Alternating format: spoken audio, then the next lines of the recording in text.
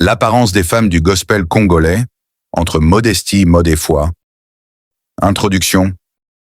Aujourd'hui, nous abordons un sujet à la fois délicat et profond. L'apparence des femmes dans la musique gospel congolaise. Pourquoi certaines chantres se maquillent ainsi? Pourquoi leur tenue semble parfois plus à la mode qu'à la gloire de Dieu? Où se trouve la limite entre décence, pudeur et vanité? Nous allons parler avec amour, vérité et sagesse, non pour juger, mais pour éveiller la conscience du peuple de Dieu. Partie 1. La place de la femme chantre. La femme chantre est un instrument précieux dans le corps de Christ. Elle ne chante pas seulement avec sa voix, mais aussi avec sa vie et son image. Sa manière de se présenter est un message silencieux, un témoignage visible. Mais depuis un certain temps, une question se pose. Pourquoi beaucoup de femmes dans le gospel congolais adoptent un style si mondain? Maquillage intense, ongles longs et colorés, habits moulants, bijoux brillants, tresses extravagantes. Certains diront « ce n'est que la mode ». D'autres répliqueront « nous devons être présentables pour représenter Dieu ». Mais la vraie question est « représentons-nous Dieu ou le monde ?» Partie 2. Le maquillage et l'image.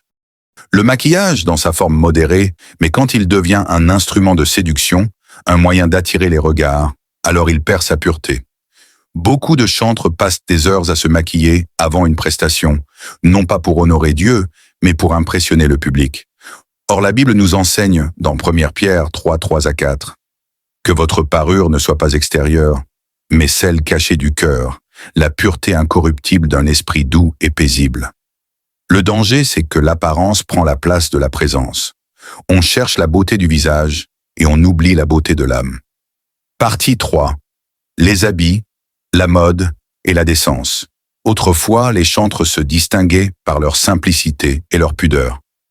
Aujourd'hui, certaines ressemblent plus à des stars qu'à des servantes de Dieu. Elles portent des robes moulantes, des jupes fendues, des tenues très chics, parfois même provocantes. Et pourtant, elles chantent « Je viens t'adorer, Seigneur ». Cela crée un décalage entre le message qu'elles chantent et le message que leur image transmet.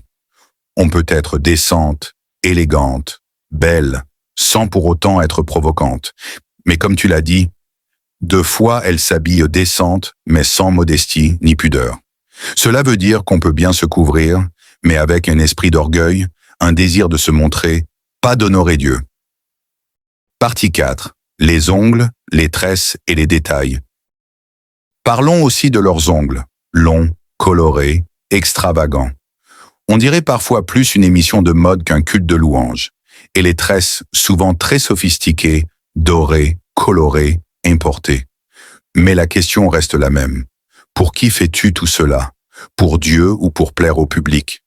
Quand tout ton corps devient un spectacle, quand ton allure distrait plus qu'elle n'édifie, alors ton apparence devient un obstacle à ton message. Partie 5. Les attitudes et la danse. Un autre point important, leur façon de danser, de bouger, de se présenter face à la caméra. Certaines chantres, pendant qu'elles louent, dandinent leurs hanches, regardent la caméra avec des attitudes séduisantes, des gestes calculés, comme si elles étaient sur une scène musicale séculière. Or, la louange n'est pas un show. Ce n'est pas une performance, c'est une offrande spirituelle. Le peuple ne doit pas admirer ton corps, mais ressentir la présence de Dieu. Quand ton regard, ta démarche ou ta gestuelle provoque des pensées impures, tu cesses d'être un canal de Dieu. Tu deviens une distraction. Partie 6. Entre chrétiennes et stars. Et c'est là la grande confusion d'aujourd'hui. Les chantres sont-elles des chrétiennes ou des stars? Le monde du gospel congolais devient de plus en plus mondain.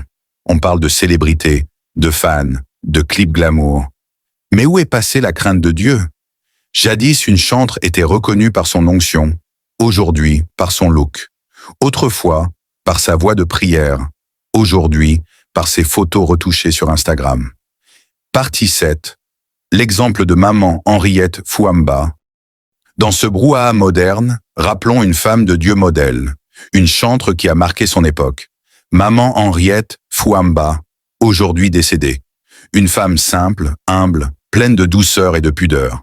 Elle chantait avec profondeur, sans artifice, sans excès. Ses chansons comme Brise-moi, Brise, brise, brise la force du moi qui combat mon âme, qui t'empêche de crier en moi. Brise, Le chemin du ciel, le ciel est très épineux, le chemin du ciel est très rocailleux. Ton amour me contraint.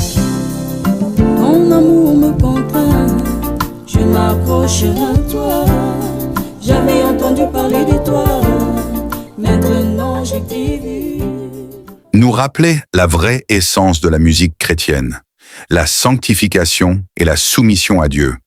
Sa vie et son apparence étaient un témoignage silencieux. Elle ne séduisait pas, elle inspirait. Elle ne brillait pas, elle éclairait. Que son âme repose en paix et que son exemple réveille une nouvelle génération de chantres pieuses, modestes et remplies de l'esprit.